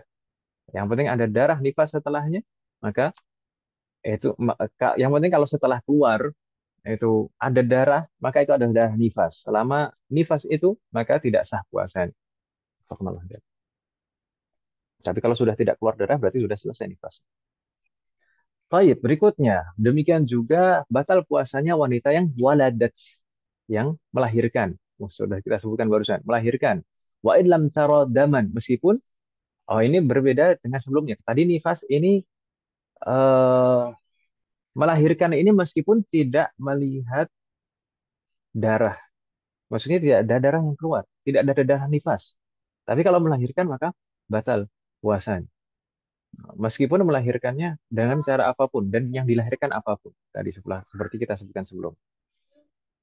Kemudian batal juga puasanya wanita yang haid, yang haid. Dan haid itu eh, tidak harus keluar darah banyak. Jadi hanya sekedar flek itu sudah dihitung haid. Kalau sudah waktunya haid memang pada waktu haid. Flek atau kekuningan, gitu ya, yang darah yang bercampur dengan cairan, misalkan itu akhirnya muncul kekuningan seperti itu, maka itu sudah dihitung haid. Demikian juga misalkan kalau muncul benang, misalkan benang seperti garis merah gitu, garis merah, misalkan beberapa wanita itu misalkan ada cairan itu biasanya. Nah, itu biasanya di cairan itu akan ada garis merah itu, darah merah karena bercampur cairan itu. Ya, makanya harus dicek kan, kalau Ramadan ini cek dengan tisu atau yang semacam. Kalau haid maka batal puasa dan tidak boleh menahan diri dari pembatal dengan niat puasa. Wafaqqanallahu jami'an. Kemudian berikutnya yang batal puasanya adalah orang yang junna walau lahbah, orang yang gila meskipun hanya sesaat gilanya maka batal puasanya. Demikian juga batal puasanya orang yang ughmiya alaihi wa sakara bita'addin atau bila ta'addin idza istaghraqa jami'an nahar. Orang yang pingsan, orang pingsan dan orang yang mabuk. Kalau pingsan dan mabuknya itu karena ta'addin, karena unsur kesengajaannya dan keteledorannya, pingsan dan mabuk itu membatalkan puasa. Atau bukan karena kesengajaan dan keteledorannya seseorang pingsan atau mabuk, tapi pingsan dan mabuknya itu mencakup semua hari, satu hari, maksudnya. Mencakup satu hari penuh sampai terbenam matahari. Maka itu batal puasanya juga. Meskipun tanpa sengaja. Pingsan, kalau sengaja, batal puasanya. Pingsan, kalau tidak sengaja, tapi eh, sampai terbenam matahari, maka batal juga puasanya. Tapi kalau misalkan tidak sengaja dan tidak sampai terbenam matahari pingsannya, maka tidak batal. Begitu Ibu ya. Apa non hasil? Hal min soal? La. Tidak ada. Berikutnya, pembahasan berikutnya Mas sekali. Kita lanjutkan ya. Berikutnya apa? Rukun-rukun puasa. Arkanus shaum. Rukun-rukun puasa. Rukun-rukun puasa itu apa saja? Eh, Sebagian ulama menyebutkan tiga. Ada juga yang menyebutkan dua. Kita sebutkan tiga di sini. Yang pertama adalah an-niyah, yang kedua tarkul mufattirat, dan yang ketiga adalah as-shaim. An-niyah maksudnya adalah menghadirkan niat. Tarkul mufattirat, meninggalkan semua bentuk pembatal puasa. Kemudian yang ketiga, orang yang berpuasa itu sendiri. Niat, niat itu bagaimana rinciannya, penjelasannya. Niat, jika puasanya adalah puasa fardu, puasa wajib di sini mencakup puasa Ramadan, puasa qadha, puasa nadar, dan puasa kafarah. Itu semuanya puasa wajib. Ya kan Ibu ya? Ah, Jika puasanya adalah puasa wajib, maka niatnya harus dari malam harinya. Yajibu tabyituha fil fardi likulli yaum. Wajib untuk menghadirkan niat di malam hari pada setiap harinya. Di malam hari ini kapan mulainya? Waktu untuk menghadirkan niat dimulai dari semenjak terbenamnya matahari sampai terbit fajar. Itu waktu untuk menghadirkan niat. Jadi tidak harus setelah sholat Isya, tidak harus setelah tarawih, tidak harus setelah lewat jam 12 malam, tidak. Kalau seandainya menghadirkan niat setelah berbuka, kemudian niat untuk puasa besok itu sah. Begitu Ibu ya. Wafaqanallahu jami'an. Dan di dalam mazhab Syafi'i, niat itu harus dihadirkan setiap hari. Karena puasa setiap harinya itu, per hari itu adalah puasa tersendiri. Buktinya kalau misalkan seseorang batal puasanya satu hari, yang wajib diqadha hanya satu hari saja. Tidak satu bulan wajib diqadha. Jadi itu ibadah tersendiri per harinya. Maka wajib menghadirkan niat itu setiap hari. Wafaqanallah jami'an. Gitu Ibu ya. Apakah kalau misalkan apakah ada mazhab lain yang bisa dijadikan alternatif untuk jaga-jaga? Naam, para ulama kita di dalam mazhab Syafi'i itu berpendapat seperti yang kita sebutkan tadi, niat itu harus dihadirkan setiap hari, setiap malamnya. Namun, para ulama kita di dalam mazhab Syafi'i juga itu menganjurkan bagi kita semuanya ketika di malam pertama bulan Ramadan, seandainya nanti kita ini bulan Ramadannya dimulai dari hari Sabtu, berarti malam Sabtunya saat tarawih itu, maka dianjurkan bagi kita untuk mengikuti pendapatnya ulama mazhab Syafi'i. Apa? Mengikuti pendapatnya ulama mazhab Maliki. Bagaimana di dalam mazhab Maliki? Di dalam mazhab Maliki, mereka berpendapat boleh menghadirkan niat puasa 1 bulan penuh di malam pertama. 1 bulan penuh. Misalkan di malam pertama nanti niatnya saya niat puasa Ramadan 1 bulan penuh. Nawaitu sauma Ramadan syahron kamilan.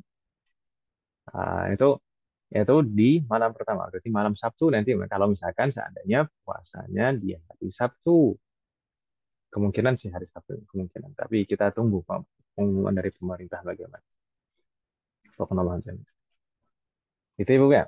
Eh, Tidak masalah. Untuk jaga-jaga, kalau-kalau nanti suatu ketika lupa, dalam suatu malam lupa menghadirkan niat, maka puasa kita masih sah dianggap di dalam mazhab Maliki. Kalau kita niat taklid Imam Imam Malik. Tapi tetap dianjurkan meskipun kita mengikuti di awal itu mengikuti pendapatnya Imam Malik dan ulama Malikiyah, maka tetap kita berusaha untuk menghadirkan niat puasa di setiap malam biar betul-betul yakin sah kan?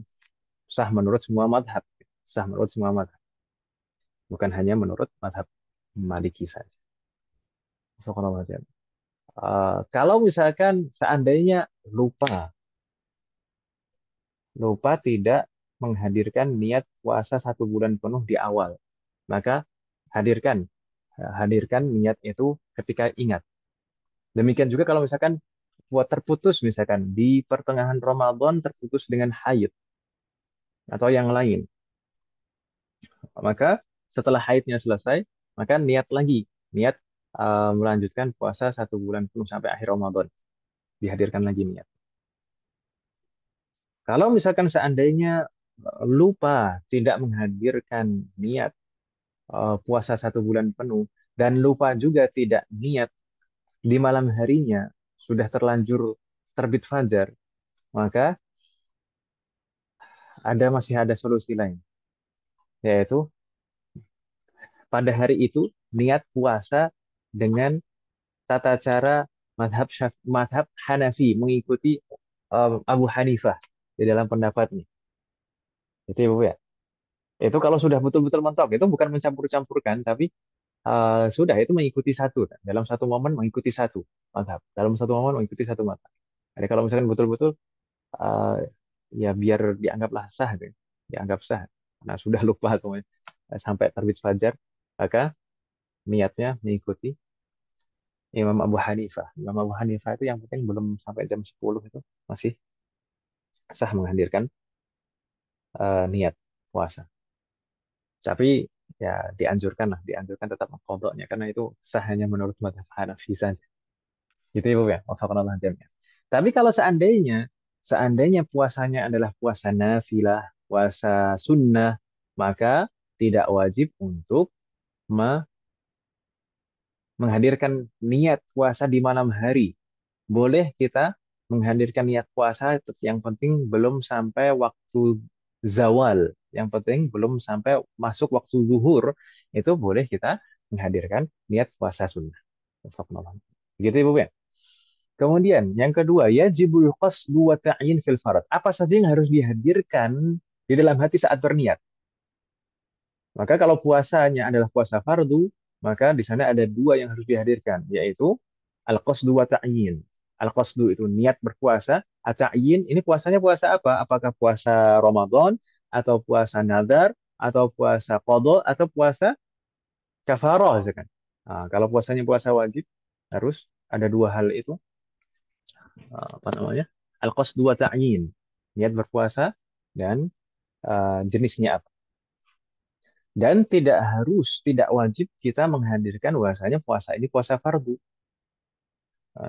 Misalkan fardon lillahi ta'ala, nggak wajib itu. Tapi kalau misalkan dihadirkan juga maka tidak masalah.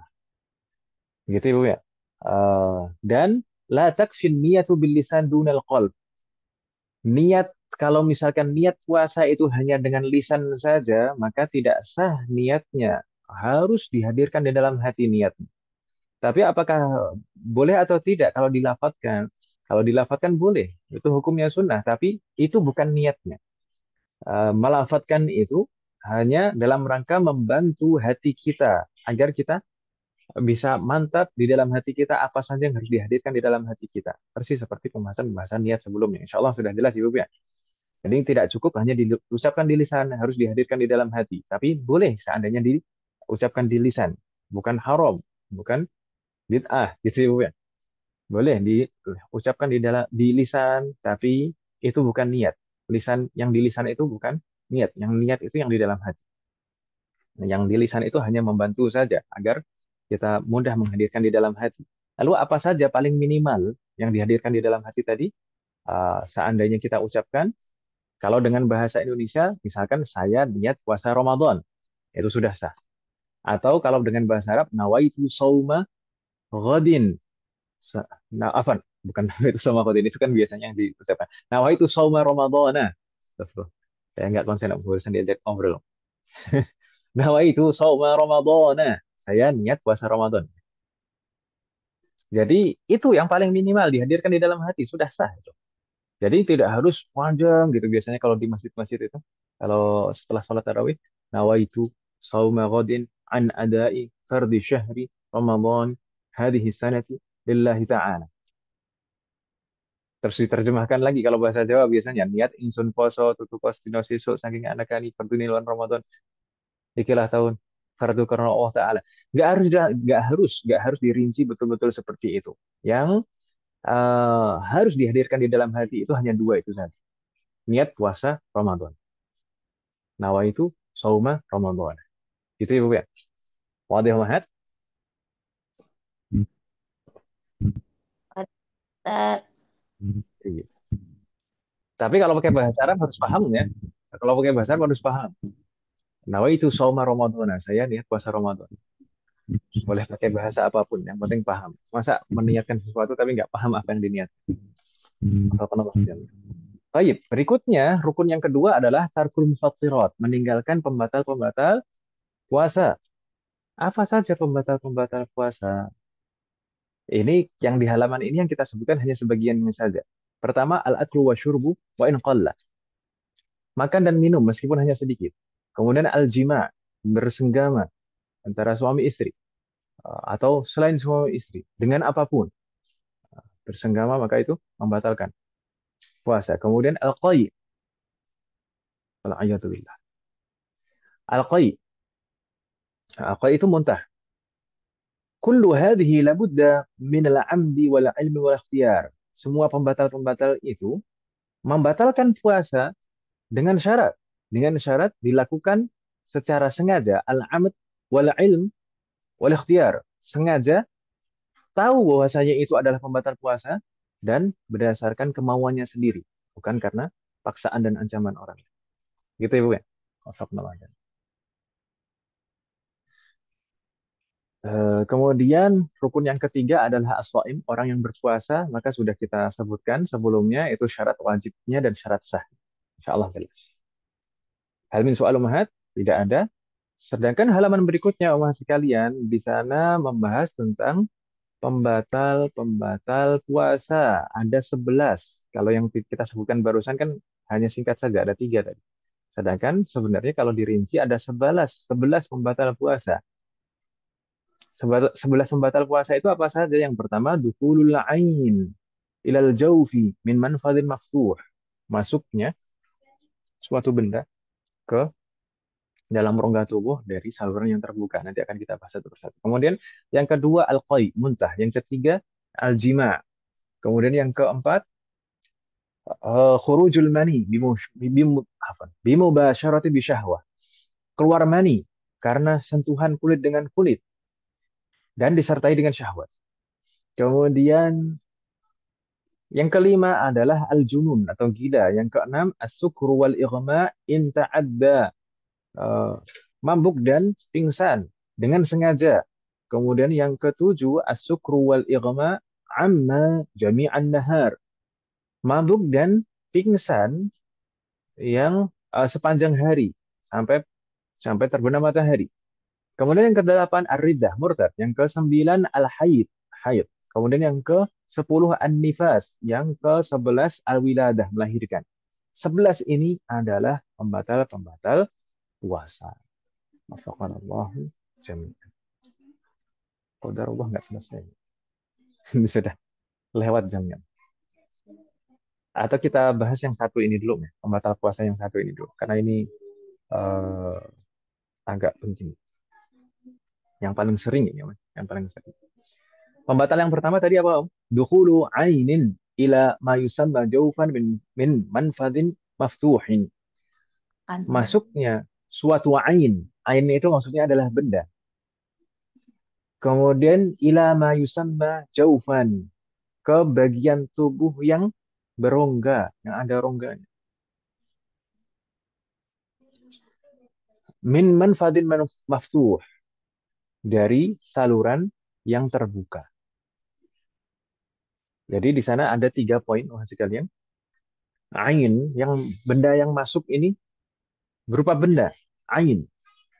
Kemudian masuknya ke dalam anggota tubuh yang berongga, bukan ke daging atau tulang. Kemudian dari saluran yang terbuka. Kita bahas satu persatu.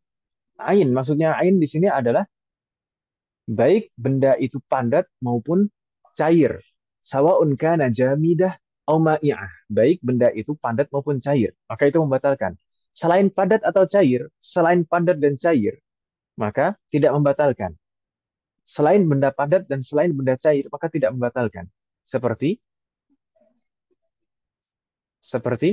angin.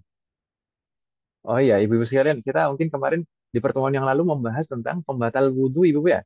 Kalau pembatal wudhu itu kan keluarnya suatu benda apapun dari saluran pembuangan, dari kubul dan dubur, saluran pembuangan dan saluran rahim, ya kan ibu kan? Ya. Keluarnya apapun, baik benda padat, benda cair, atau benda apapun, atau angin sekalipun, atau benda-benda yang nggak wajar sekalipun. Kalau ada yang keluar, maka batal wudhunya. Kalau di sini, yang membatalkan puasa adalah yang masuk ke semua saluran yang terbuka di dalam tubuh kita. Tapi yang masuk itu hanya benda yang membatalkan puasa itu hanya benda padat dan benda cair saja.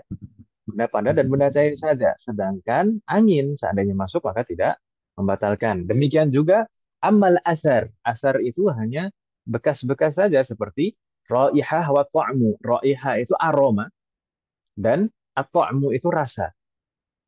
Fala yuftiru bihi in wasala ilal jawf. Maka tidak membatalkan. Aroma dan rasa itu tidak membatalkan meskipun itu masuk ke dalam rongga tubuh kita. Seperti misalkan seseorang menghirup aroma parfum atau aroma-aroma yang lain. Maka parfum dan aroma-aroma yang lain itu kalau kita hirup dan sampai ke khaysum jelasnya. Dan meskipun ada rasa di tenggorokan, sampai ada rasa di tenggorokan, setelah kita hirup aroma itu ada rasa di tenggorokan, maka tidak batal puasanya. Demikian juga rasa misalkan seseorang menggunakan celak ya, di matanya. Kemudian rasa celak itu terasa di tenggorokan, maka itu juga tidak batal puasanya. Yang membatalkan itu hanya benda padat dan benda cair saja. Wadih mahat, wafaqnallah jami'an. Berikutnya al-jawf. Al-jawf yashmalu ma fihi quwwah ihalatil ghada wad dawa wa ma lam takun fihi quwwatul ihalah. Jadi jauf, yang dimaksud jauf, yang kalau kemasukan benda itu membatalkan puasa adalah jauf atau rongga tubuh, semua rongga tubuh, baik yang uh, saluran pencernaan maupun bukan saluran pencernaan. Gitu ya, Bu ya. Baik saluran pencernaan maupun bukan saluran pencernaan. Nah, singkatnya seperti itu. Fala yuftiru biwusuli syai'in ila ma yusamma jawfan. Fala yuftiru biwusuli syai'in ila ma la yusamma jawfan kadakhili mukhis saq aw lahmihi. Maka tidak batal jika ada suatu benda yang masuk ke selain rongga tubuh, misalkan ke daging, gitu ya. Daging entah itu paha, betis, atau daging-daging yang lain. Kalau ada yang masuk, maka nggak batal. Misalkan ketusuk apa, semoga Allah melindungi kita semua. Atau disuntik di situ, misalnya. Nanti sebenarnya masalah suntik ada pembahasan sendiri. Gitu ya, Bu ya. Jauh. Kemudian manfaat maftuh itu adalah saluran yang terbuka. Dan terbuka ini harus terbuka secara zahir. Jadi bisa ditangkap secara indera itu terbuka. Saluran itu terbuka. Fala yadurru ma wasala ilal masam. Maka kalau misalkan eh, apa namanya? Pori-pori kulit itu sebenarnya kan juga saluran, Ibu ya. Tapi saluran itu tidak terbuka secara nampak terlihat. Maka kalau misalkan ada yang masuk melalui pori-pori itu nggak batal puasanya. Dihukumi seperti pori-pori, dihukumi seperti pori-pori juga, yaitu adalah eh, saluran di mata.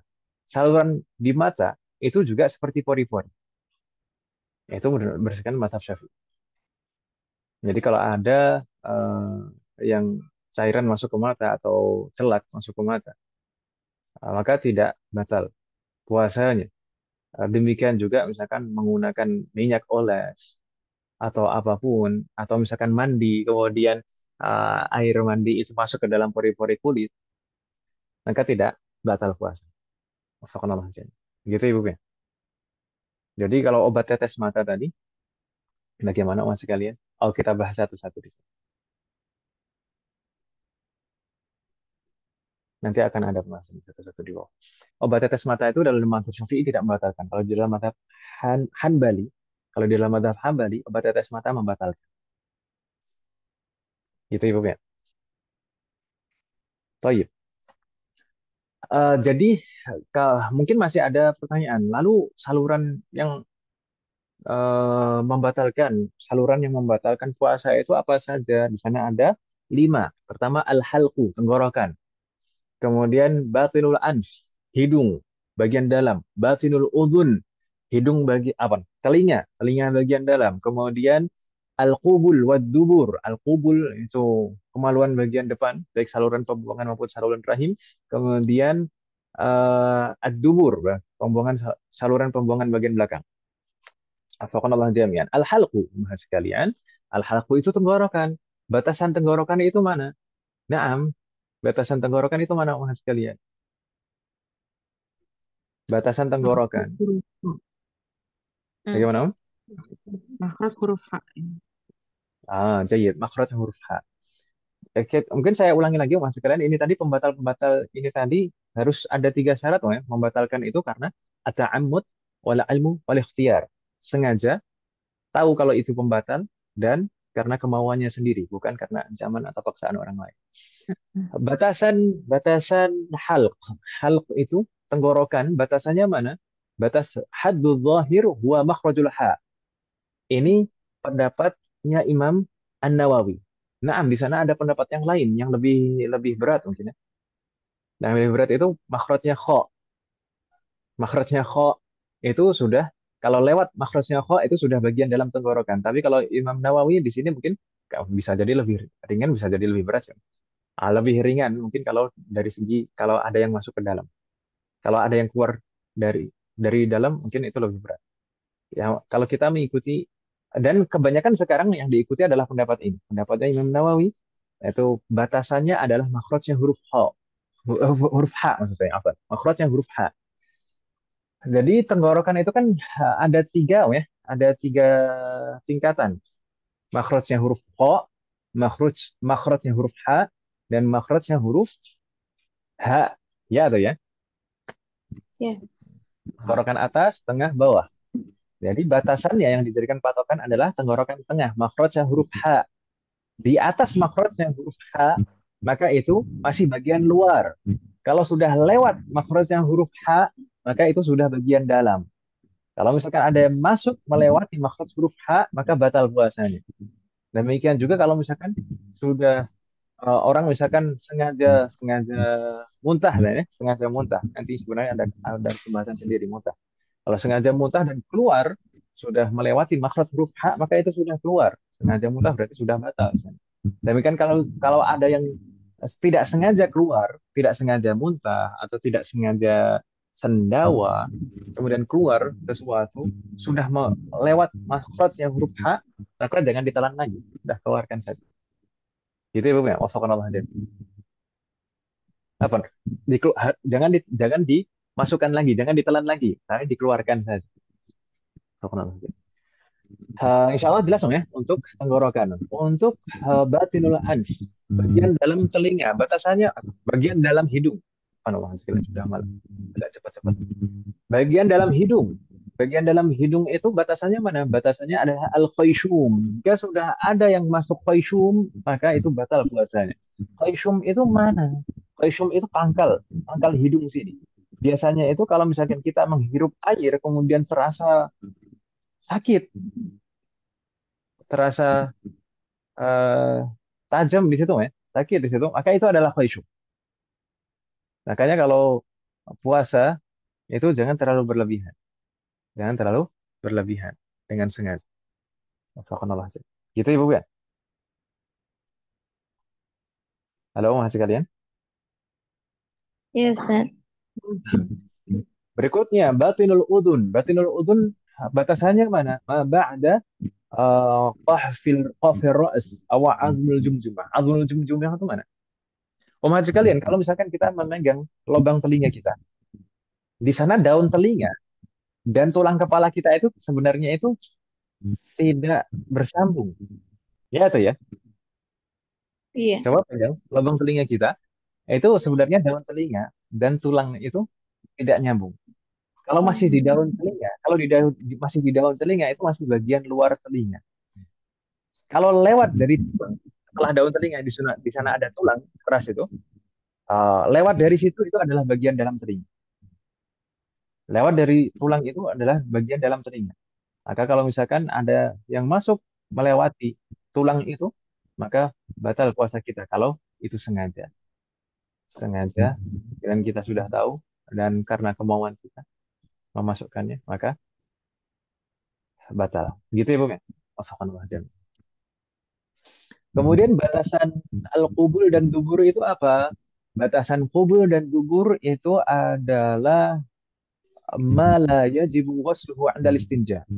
Yang tidak wajib untuk dibasuh saat istinja, saat cebok, saat bersuci. Yang tidak wajib dibasuh itu berarti bagian dalam. Kalau misalkan yang masih wajib dibasuh saat bersuci, saat istinja, cebok, itu maka bagian luar. Kalau misalkan melewati bagian yang tidak wajib untuk dibasuh saat bersuci, saat cebok, istinja, itu maka batal puasa. Maka hati-hati, jangan terlalu berlebihan saat istinja. Faqanallah jami'an. Maka di sana ada permasalahan-permasalahan yang mungkin menjadi problem di sana. Pertama adalah masalah arik, liur. Liur itu bagaimana masih kalian? Air liur selama masih ada di dalam mulut, maka itu tidak membatalkan puasa kita kalau kita telan. Tapi kalau misalkan sudah keluar, kemudian dimasukkan lagi, maka itu membatalkan puasa. Gambarannya bagaimana? Gambarannya misalnya seseorang dalam keadaan puasa, kemudian membasahi bibirnya dengan ludah, air liur, atau menjilat bibirnya dengan air liur. Saat bibirnya masih basah seperti itu, kemudian kalau dijilat lagi, akhirnya akan bercampur air liur yang di luar tadi dan air liur yang di dalam, kemudian ditelan, maka batal puasa. Berbeda kalau misalkan bibirnya sudah kering atau dikeringkan, kemudian dijilat lagi, maka itu tidak batal.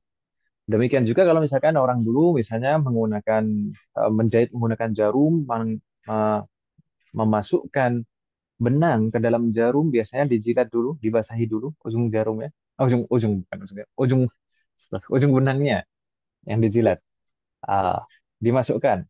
Kalau misalkan nggak masuk-masuk, kemudian dalam kondisi benang itu basah, kemudian dijilat lagi, kemudian bercampur dengan air liur yang di dalam, kemudian ditelan, maka batal puasa. Gitu ya, Bu ya. Wafaqanallah jami'an. Itu air liur. Kemudian baqaya ta'am, sisa-sisa makanan yang ada di sela-sela gigi. Bagaimana?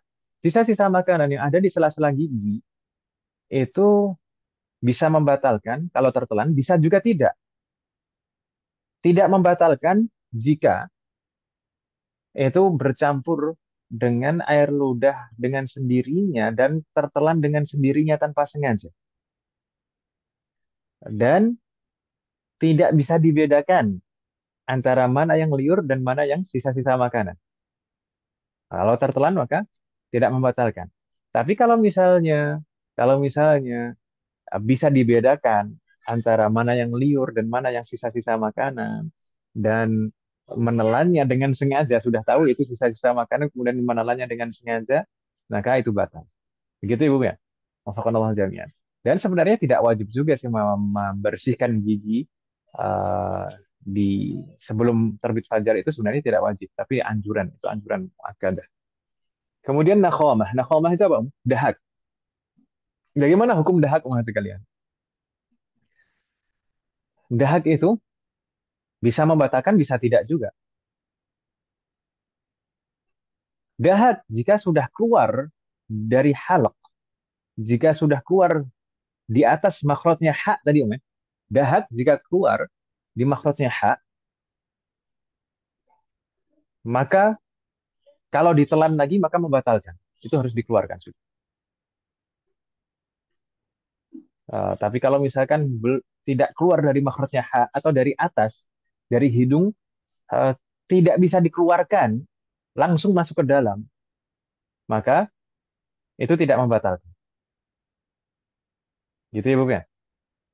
Bingung tidak maksud saya Mas sekalian? Iya. Ya apa Om? Ya bingung atau ya nggak bingung? Oh, apa itu ya? Kita nyangkut di apa hidung itu ya Ustaz ya? Ya, dahak itu kan bisa dari hidung, bisa dari dalam, bisa dari Om. Uh, Kalau misalkan uh, keluar di makhrajnya, di atas makhrajnya huruf H, itu maka harus dikeluarkan, Om.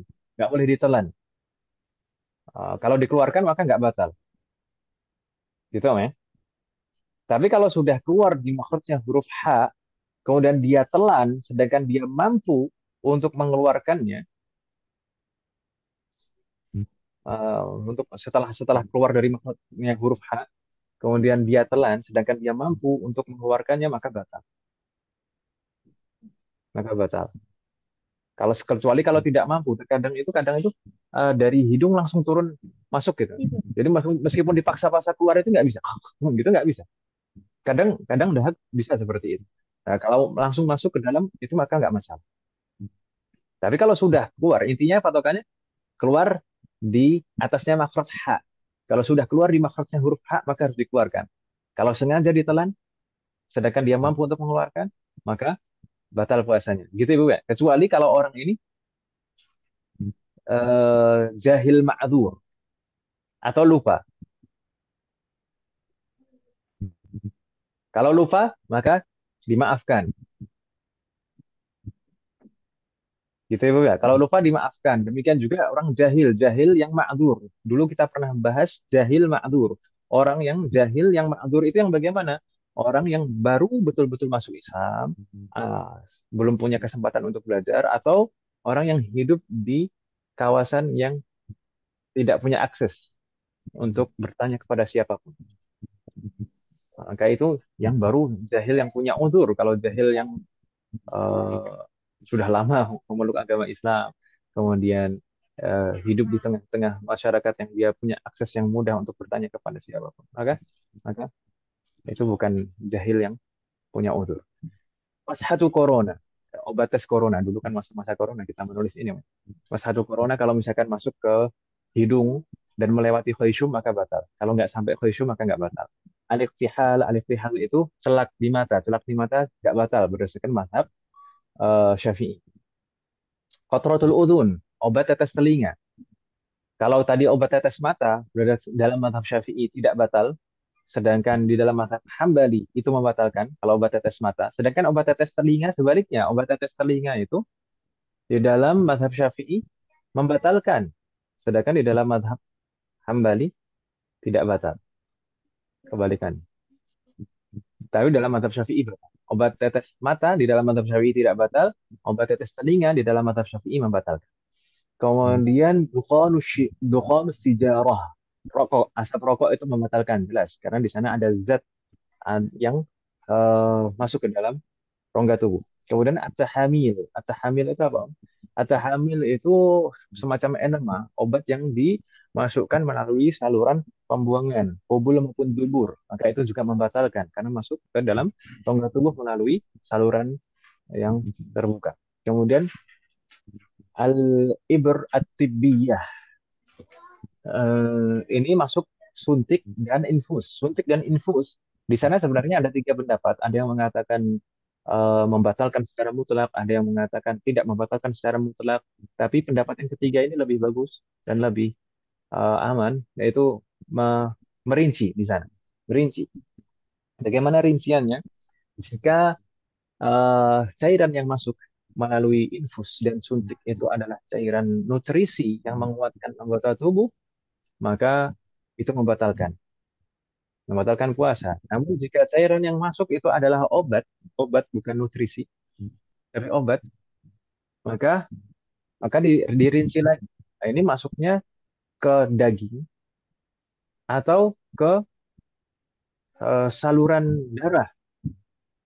Kalau masuknya ke daging nggak membatalkan, kalau saluran darah membatalkan. Gitu Ibu ya.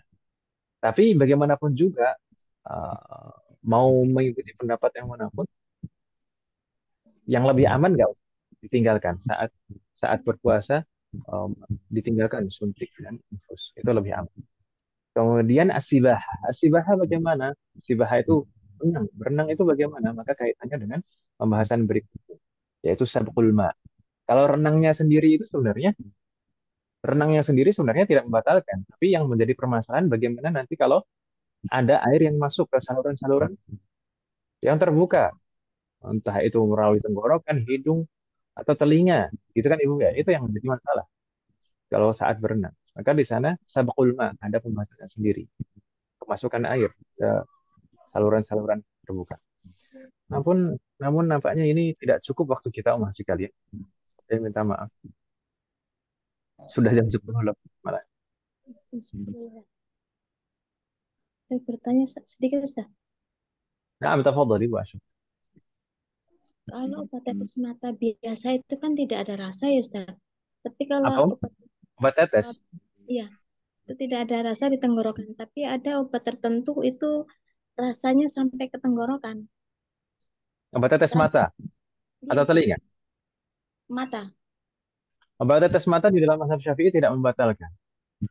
Dan kita bahas tadi yang membatalkan itu kan seandainya masuk ke dalam tubuh itu, yang membatalkan itu adalah benda padat dan benda cair. Kalau rasa atau meskipun ada di dalam tenggorokan itu tidak membatalkan. Oh.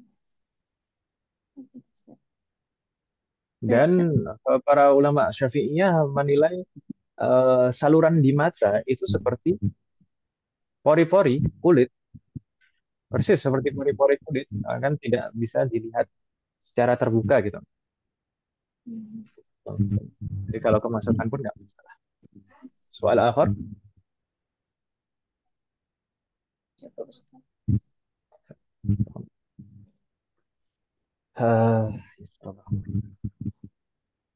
Bagaimana ini Ibu-Ibu sekalian? Ini pembatal puasa belum kita selesaikan. Baiknya bagaimana? Mau nambah lagi besok atau gimana? Karena pekan depan sudah Ramadan. Tapi kalau nambah besok kita harus izin ke Bu Siti dan Bu Uga karena besok itu waktu belajarnya Bu Siti dan Bu Uga. Oh, Bagaimana Bu Siti dan Bu Uga? Boleh nggak Om? Monggo. Belum, Ustaz. Buka. Nggak apa-apa Om. Bagaimana Om? Beneran ini ini Om? bukan. Oh, ada. Di situ juga ada di sini. Nah, di sana ada. Sholat, Ustaz. Atau Ya, atau di Bu Uga situ. waktu sholat Om ya di sana Om ya? Mungkin bisa jadi Bu Uga Oh, lagi ya. sholat. Sholat. Buka. Silakan, Ustaz. Tafadhol. Afwan Om ya. Saya minta maaf. Ibu-ibu bisa kalau misalkan kita lanjutkan. Insya Allah, Ustaz. Jamnya Ustaz. Sama.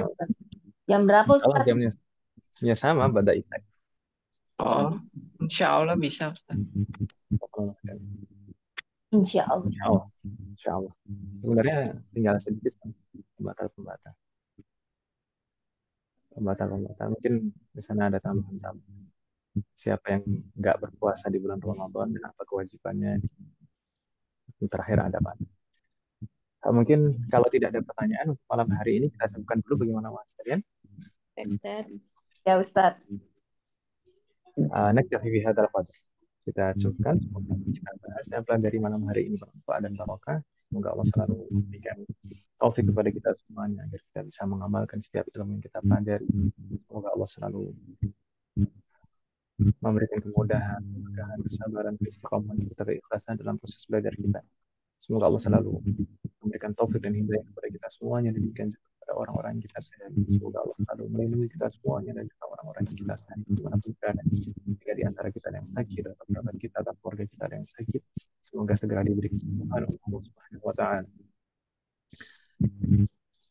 Semoga Allah menjadikan kita semuanya termasuk hambanya yang soleh dan bertakwa kepadanya. Semoga Allah menjadikan keluarga kita dan anak keturunan kita termasuk hambanya yang soleh dan solehah, dan semoga terlahir dari mereka generasi Allah. Semoga Allah mengumpulkan kita bersama dengan keluarga kita dan anak keturunan kita di surga.